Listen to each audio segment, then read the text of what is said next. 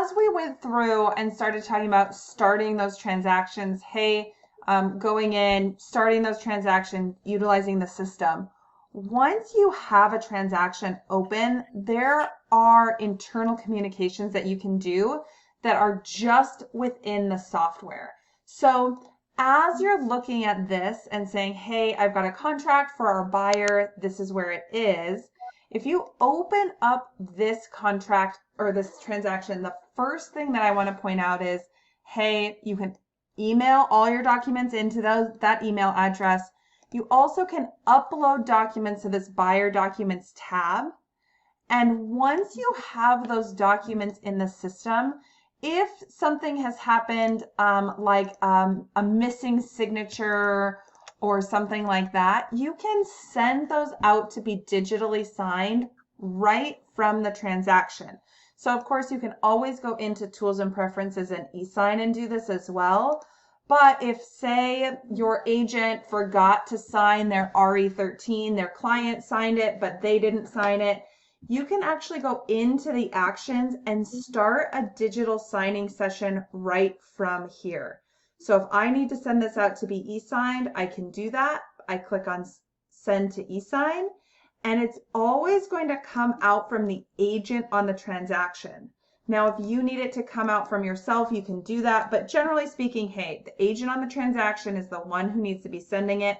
I'm in as like a non-user, admin user, so I don't show up. But then I can add a packet name. This is missing a signature. From here, I can choose the reminders. Hey, first reminders, second reminder, third reminders. And because we've already selected the transaction, it's not going to let us choose an additional transaction, right? We're sending it from within a transaction.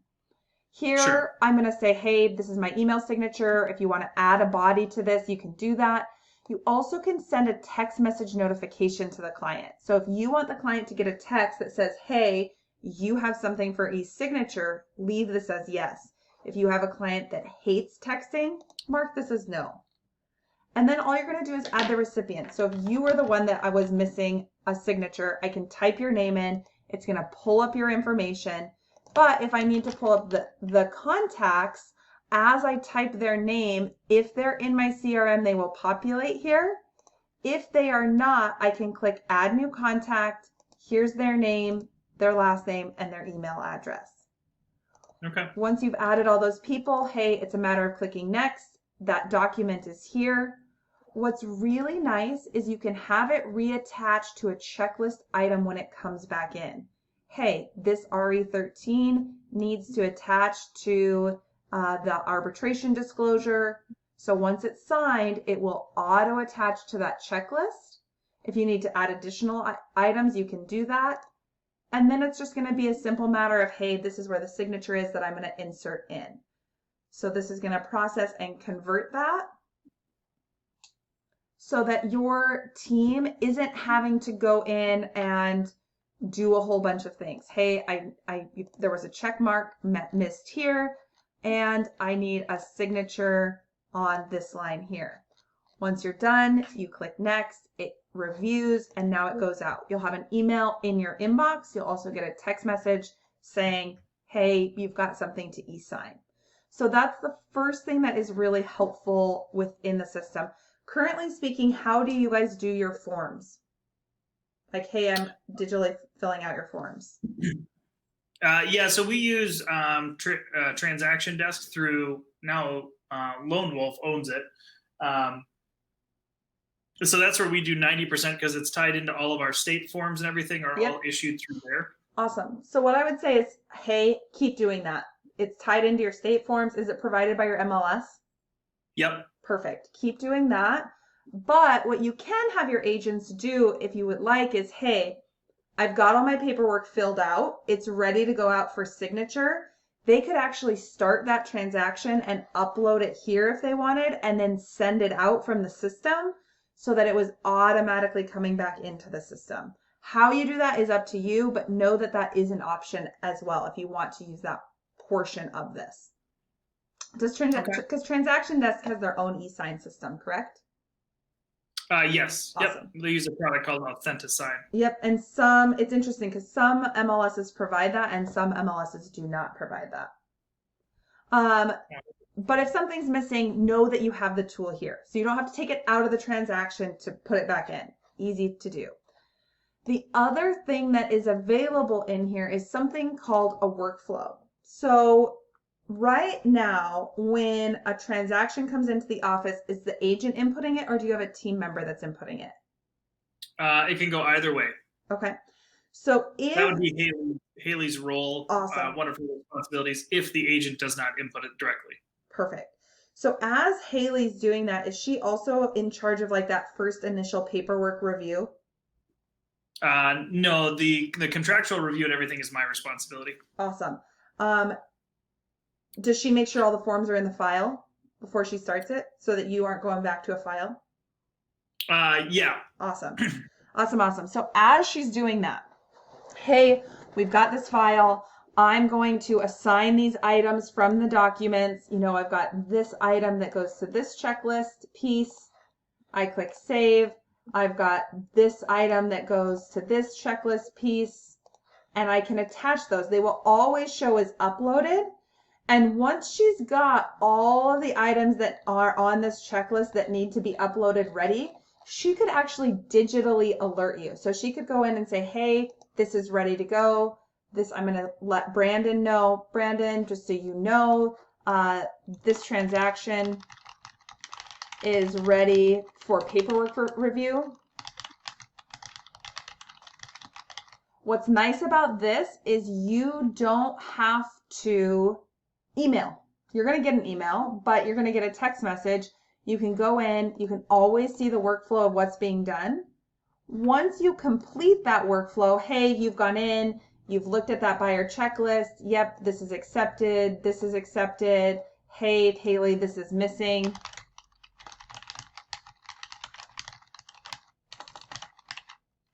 You can leave notes on a per checklist item so that you don't have that back and forth.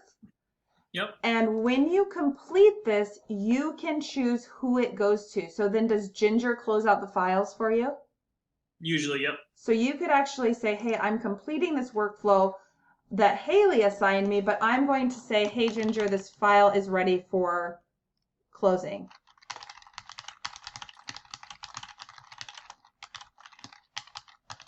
So workflow isn't necessarily like, hey, this email is going to go to the agent 3 days out, or this email is going to go to the client on day 5.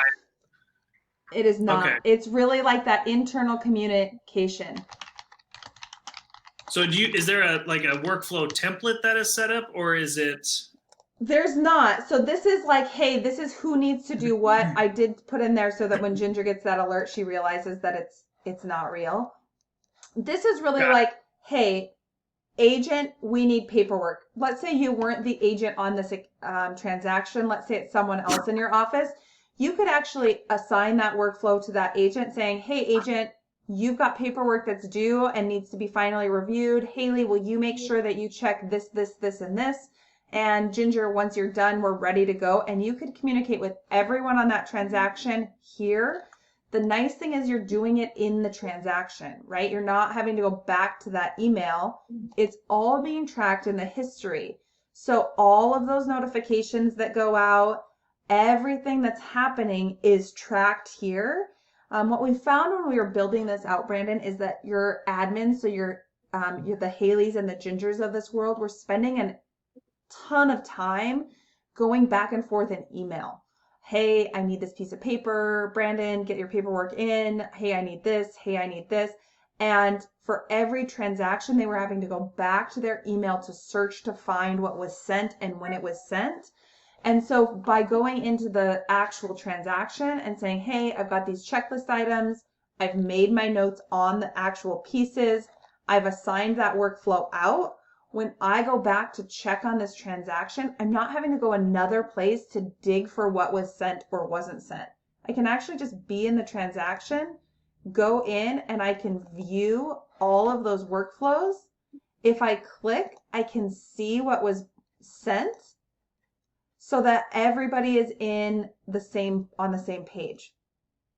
And for your history purposes, when your agent says, hey, I didn't get that, you actually can see when that workflow notification went out. Okay. And what happened. When we do training with your agents, I will not show them what I'm going to show you right now. In their profile, underneath preferences, there is a section that says notify transactions by email and by text. This is how the system knows how those workflow notifications go out. They are defaulted to always 24/7. But if you have an agent who's losing their mind, or maybe an agent who hates text messages, you can turn these off. I will not point this out to the agents, and we do have a feature request in to lock those down. Oh, okay. So that they can't turn them off.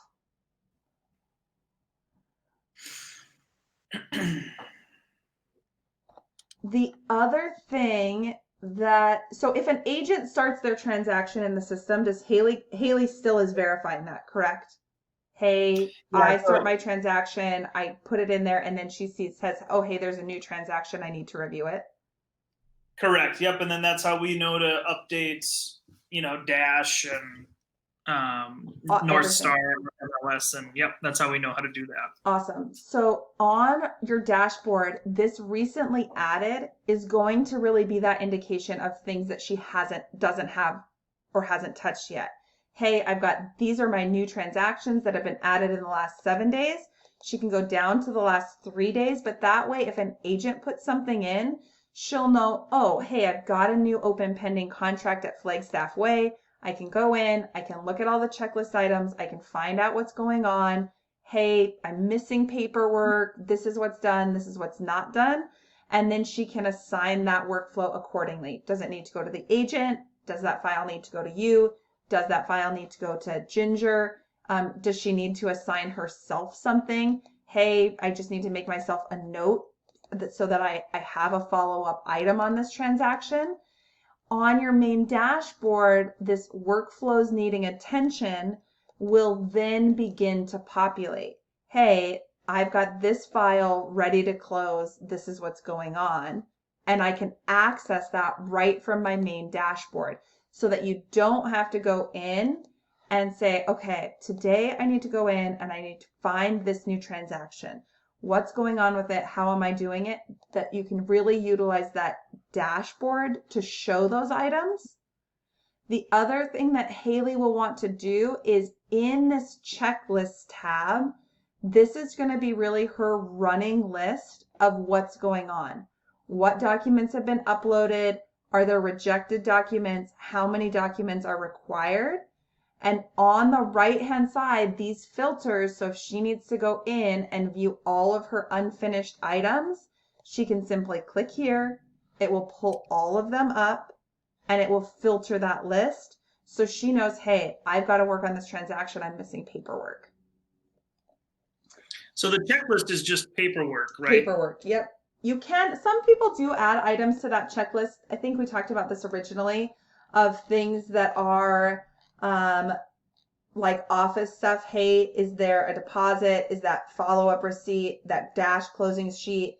Are there items that need to be done that are office pieces, like final meter readings and things of that nature? But most of this checklist piece is really the paperwork that needs to be turned in. This is your digital checklist for if that file is ready to close. So in the transaction, so if I wanted to, send an email a couple days before closing just so the buyer knows, here's the utility companies you need to get a hold of, would I want that on a checklist? Would that be a workflow, or would that be something completely different as the agent? I would say that probably goes into like an under contract action plan for a contact or lead. Hey, I'm going to create an under contract action plan. As soon as that contact goes under contract, I'm going to have this series of emails that goes out. I'm going to have these follow-ups assigned to that contact so that I make sure that it's assigning to that person. And then it's populating on your main home dashboard, right? I go in, I look at my home dashboard, and I can see all of those things I need to do right here without digging into the transaction and the paperwork and the commissions piece of it. I can just deal with my people here and what I've got going. Okay, that Great makes question. sense. So, yep. Okay, I think I understand that now. Awesome. Other questions for me? Oh, I'm sure I have plenty. Is that it for today? That's it for today. Wow, I know, little. super fast. I try to make, like I said, I try to make these trainings consolidated. It's just so much information when you start to get into transactions. This is what I would recommend for you, Haley and Ginger. Really going in and starting to dig into opening transactions, assigning paperwork. How is that flow going to work from Haley to Ginger to Brandon to Ginger to Haley? Like, what does that look like? And assign things out so that you can get your workflow of, hey, this is how we're going to internally handle transactions in the new system moving forward. Once we have this flow down, we set that sync date for, hey, we're going to start working with Dash. And then when we roll out to your agents, the three of you are a really nice unified front for how things are handled so that your agents feel good about moving systems, because your agents hate change. You know this. Agents hate change. They sure do. And what does that look like? And I would say too, for Haley, like, what does that look like to cause the least amount of havoc for her interaction with agents as well? Like, hey, are they still going to email Haley the file and she's going to start it for your independent agents that want the ability to just do their own files? Are they going to do it? What does that conversation look like so that you're shaking the tree as gently as possible?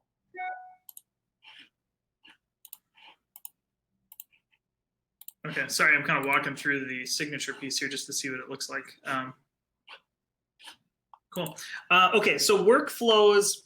So in my head, it's not we do not set up and it doesn't automatically tell you what the next step is. So we wouldn't say once the file's turned in, Haley reviews it and then it goes to Brandon for sign off, then it goes to Ginger, and like none of that. None of that. The workflows are all manual based. It's manual based. But what you could do is on your checklist, you could add an item for that buyer checklist. You could add an item down here for office only that was alert Brandon, alert Ginger, add buyer or seller action plan. And once it was done, all of you could mark those as accepted so that you knew what was moving.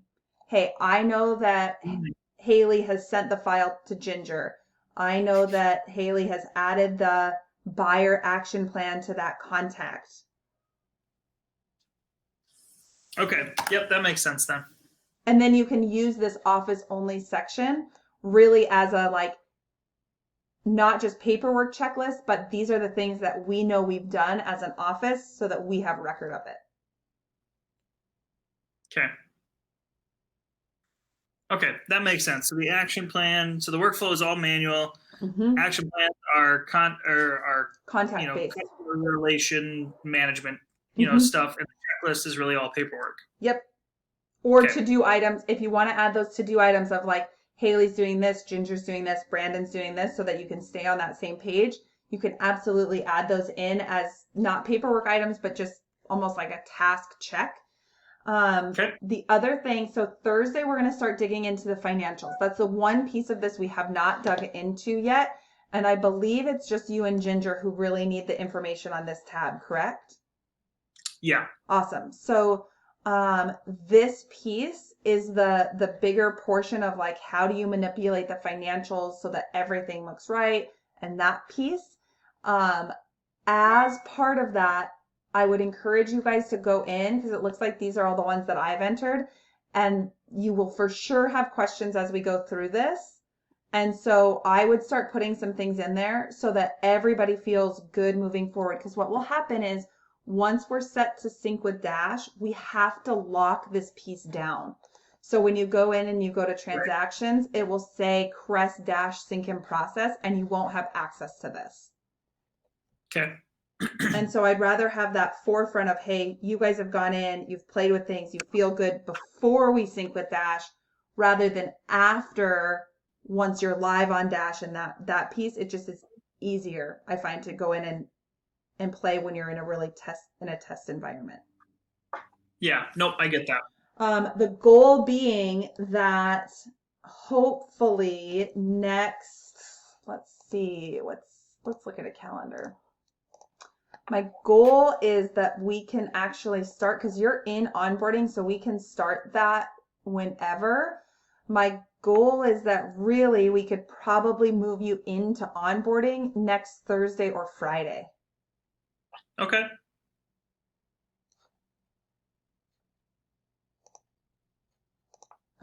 And depending on how we feel on this Tuesday the 18th, that's what we'll use to determine, hey, we need another session, we have more questions, or hey, we're ready to rock and roll, let's move forward, guns a-blazing. Okay, that'll work. Awesome. Thank you, sir. I will talk to you on Thursday morning. Okay, I'll watch for that invite update. Thank you awesome. so much, Kelsey. Thank you. Have a great day. Bye. Bye.